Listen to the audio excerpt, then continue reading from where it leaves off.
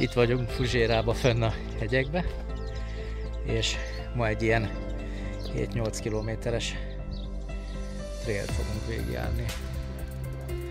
Úgy néz ki, hogy elég szépen ki van jelölve. Integet és puszi az otthoniaknak.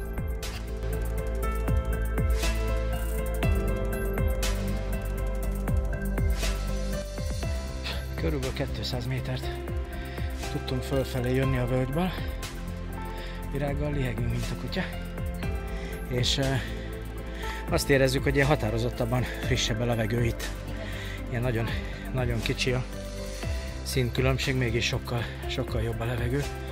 Hát körülbelül még 6-700 méterünk van vissza szintemelkedésbe.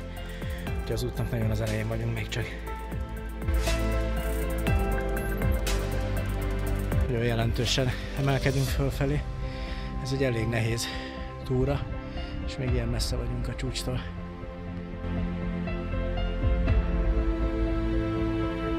Mit láttál? Ja, hát ez hegyi kell, hogy legyen sivatagi, mert nem lehet. Igen, értem. Igen.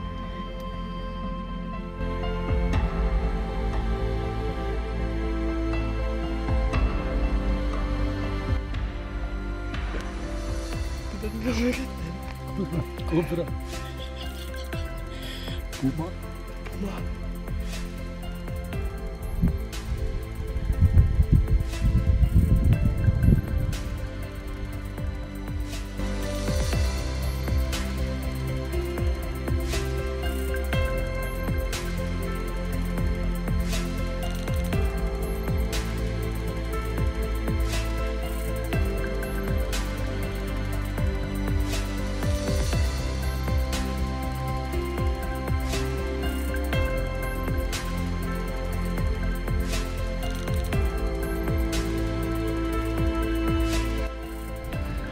Méternél vagyunk, úgyhogy eszünk egy kis szőlőcukrot, ez itt a reklám ideje.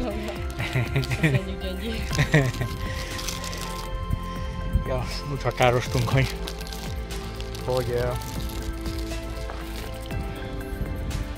15 perc múlva akkor leszünk pont 1 óránál, akkor fogunk inni először. 1,5 liter folyadék van nálunk, azt beosztjuk. Mi magunk készítettük otthon, nem bolti. De majd elmagyarázzuk, hogy mi van benne. Ó, gyerekek, további lihegés. Itt már látszik, hogy milyen magasan vagyunk egy kicsit. Jaj, megtámadott egy nagy lódarázs, igen. A futás.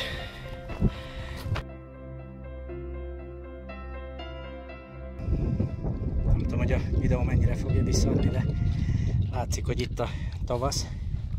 És ilyen hihetetlenül csodaszép, mint nálunk az ibolya. Ilyen pici lila, kékes lila, sőt fehér és lila virágok együtt vannak a fákon.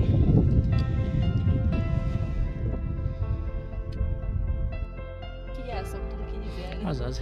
Ez a sárga, olyan csak picibe. Ezt. Igen, tavasszal nagyon jók ezek az utak.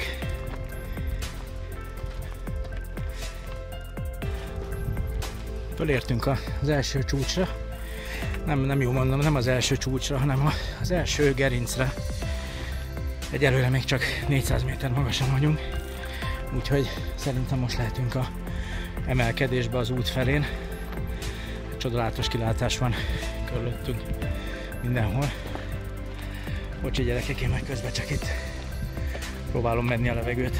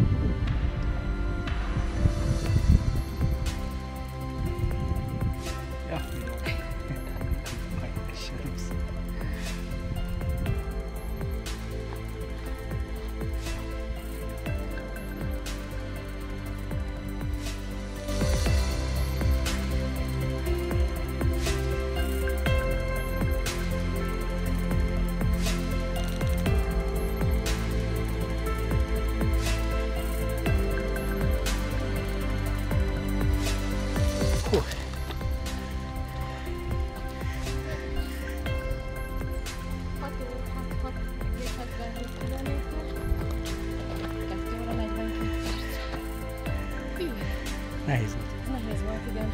Érdei meg a Camu az. Yeah. Nagyon érzünk.